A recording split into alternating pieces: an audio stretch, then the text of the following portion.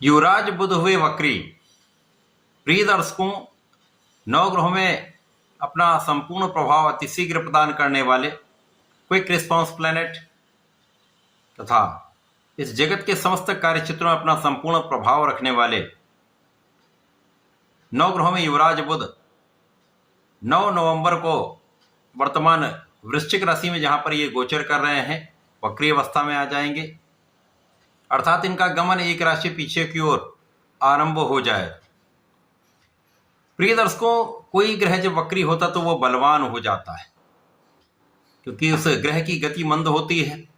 जब ग्रह की गति धीमी होगी तो वो उसका प्रभाव बढ़ जाएगा, उसकी क्षमता में वृद्धि हो जाएगी। अब वो ग्रह अपनी क्षमता का संपूर्ण उपयोग एक सकारात्मक रूप में देने वाला होता है। यदि आपकी कुंडली में कोई ग्रह वक्री अवस्था में है, एक अच्छे भाव में है, तो निश्चित रूप से वो भाव अत्यंत प्रबल हो जाता है। अभी तक जो बुध का गोचर चल रहा है वो मंगल के साथ मंगल की ही राशि में है, परंतु अब जब ये वक्री हो जाएंगे तो इनका गमन तुला राशि की ओर हो जाएगा, जहां पर शुक्राचार्य का गोचर चल रहा है। इस प्रकार से एक विशेष स्थिति बनेगी। वक्री बुध को सूर्य और शुक्र का संयोजन प्राप्त हो जाएगा, जो अत्यंत विशेष होने वाला है, कुछ विशिष्ट लाभ प्रदान करने वाला है। जय श्री गणेश। नमस्कार, मैं आचार्य संजय द्विवेदी। मेरे समस्त प्रबुद्ध दर्शकों का मेरे चैनल पर हार्दिक स्वागत है। प्रिय दर्शकों, आज मैं मिथुन राशि के लिए वक्री बुध के इस प्रभाव का किस प्रकार से आपको लाभ प्राप्त हो सकता है। वक्री बुध के इस समय में जब ये 9 नवंबर को वक्री होकर तुला राशि की ओर गमन करेंगे तथा 30 नवंबर को अपनी राशि का परिवर्तन कर लेंगे, तुला राशि में गोचर करना आरंभ कर देंगे, तो किस प्रकार का आपको ये प्रभाव देने जा रहे हैं, कितने लाभ देने जा रहे हैं, अथवा कहीं पर कोई समस्या या अवरोध है तो उसका क्या निराकरण, संपूर्ण विश्लेषण मैं पूर्ण तर्क के साथ करने जा रहा हूं। प्रिय दर्शकों, इस राशिफल को आप अपने लग्न तथा राशि दोनों के अनुसार देख सकते हैं। मिथुन राशि के लिए यदि हम अवलोकन करें तो लग्न और चतुर्थ भाव के स्वामी बुध हैं, वर्तमान समय में षष्ठम भाव में गोचर कर रहे हैं। ये रोग ऋण शत्रु का भाव है, नकारात्मकता का भाव है। यहां पर समस्त ग्रहों का प्रभाव निर्बल होता है। तो बुध यहां पर निश्चित रूप से कुछ निर्बल अवस्था में थे, परंतु जब ये वक्री होकर वापसी करेंगे तो तुला राशि इनके मित्र की राशि है और यहां पर एक सकारात्मक प्रभाव आपको प्राप्त होगा। मिथुन राशि के लिए इस समय में जो जातक नौकरी के लिए प्रयासरत थे उनको नौकरी की प्राप्ति हो सकती है, अथवा नौकरी में ही अच्छे अवसरों की प्राप्ति होने वाली है। नौकरी में आ रही समस्याओं का यहां पर निदान होने वाला है।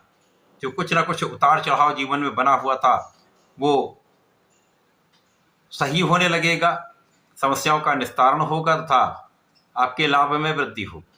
तथा इस समय में जो मौसम के रोग या कुछ छोटी मोटी समस्याएं लगी हुई थी, चिंताएं बढ़ी हुई थी, वो चिंताएं दूर होंगी, समस्याओं का समाधान होगा तथा इस समय में आपके अवरोध दूर हो जाएंगे। वक्री बुध का प्रभाव पंचम भाव की ओर होगा, जिसके कारण इस समय में आपके ज्ञान की विशिष्टता प्राप्त होगी। ज्ञान के क्षेत्र में एक अच्छा लाभ आपको प्राप्त होगा। विद्यार्थियों के लिए एक अच्छा समय है जब आपके पढ़ाई में आ रहे अवरोध दूर होने लगेंगे तथा आपका पढ़ाई में पूर्ण रूप से मन लगने लगेगा। यहां पर बुद्धि का बल श्रेष्ठ होगा तथा ज्ञान के भाव में विस्तार होगा, जो आपके परिणामों में विशिष्टता देगा, परिणामों को विस्तार देगा, एक अच्छे परिणाम की प्राप्ति हो सकती है।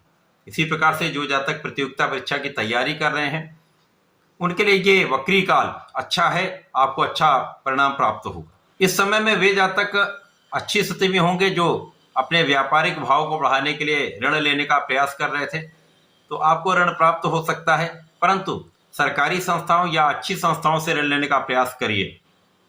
किसी ऐसे व्यक्ति के या ऐसे लोगों के संपर्क में आकर धोखे में पड़ने से हानि की संभावना बढ़ जाती है। अतः अच्छी संस्थाओं से ऋण लेंगे तो समस्याएं नहीं होंगी। इसी प्रकार से इस समय में जो अभी बिना कारण कुछ विवाद की संभावनाएं बन रही थी या वाणी के कारण कुछ विवाद हो रहा था वो समस्याएं यहाँ पर निस्तारित हो जाएंगी। अब आपकी वाणी का विशेष प्रभाव आपको प्राप्त होगा, आपके ज्ञान से, आपके बुद्धि बल से तथा आपके वाणी के प्रभाव से एक अच्छा लाभ आप लेने जा रहे हैं। इस समय में स्वास्थ्य समस्याएं कम होंगी। इसके साथ ही साथ जब आप स्वस्थ हो जाते हैं तो आपके प्रयास बढ़ जाते हैं। आप अपने क्षेत्र में पूर्ण प्रयास करने लगते हैं और इन प्रयासों का लाभ आपको अच्छे धन के रूप में प्राप्त होता है, अच्छे लाभ के रूप में प्राप्त होता है, सफलता के रूप में प्राप्त होता है। इस समय में आपका कार्य क्षेत्र जो है वो पहले से अधिक अच्छा हो जाएगा, व्यापारिक विस्तार होगा, प्रोफेशन में अच्छे अवसर आपको प्राप्त होंगे तथा नौकरी में जो आपने परिवर्तन किया है वो परिवर्तन आपके लिए सकारात्मक होने वाला है।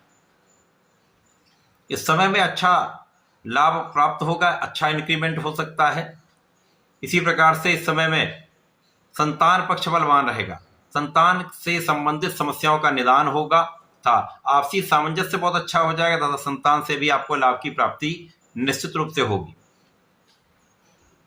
ये समय ऐसा है जब आप अपने सुख संसाधनों का उपयोग कर पाएंगे, सुख का उपयोग आप कर पाएंगे, माता पिता के सुखों में वृद्धि होगी तथा माता पिता का आशीर्वाद आपको प्राप्त होगा।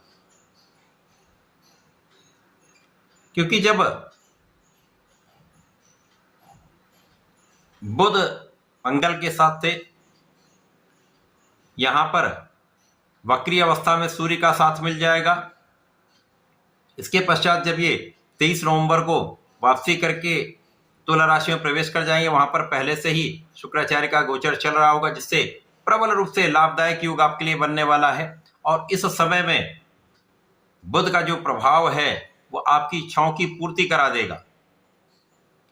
आपके मन में जो प्रश्न चल रहे थे उन प्रश्नों का उत्तर आपको प्राप्त हो जाएगा तथा आपके प्रयत्नों का, आपके प्लानिंग का, आपकी योजनाओं का एक सकारात्मक प्रभाव आपको प्राप्त होगा। इस समय में धन की इच्छा आपकी पूर्ति हो सकती है, आपकी कामनाओं की पूर्ति हो सकती है। इस समय आपके सुखों के उपभोग की इच्छा पूर्ति हो सकती है। मिथुन राशि के लिए वक्री बुध का प्रभाव अच्छा है, जो पहले से अधिक आपको लाभ देने वाला है, समस्याओं का निदान करने वाला है, अवरोधों को दूर करके आपके लाभ के मार्ग प्रशस्त करने वाला है। इस पूरे समय में आपको गणपति जी की आराधना करनी चाहिए। ओम गंगणपतये नमः का जप करें, गणपति अथर्वशीर्ष या गणपति स्तोत्रम का पाठ करें। नित्य पाठ करने से आपके सारे संकट दूर हो जाते हैं। इसी प्रकार से इस समय में यदि आप भगवान भोलेनाथ पर प्रत्येक बुधवार को जलार्चन करके गुलाब की सुगंधि का अर्पण करते हैं तो विशेष लाभ आपको प्राप्त होंगे। इस समय का संपूर्ण उपयोग करके आप लाभ ले पाएंगे। तो ऐसा करके इसका उपयोग करें। धन्यवाद, नमस्कार।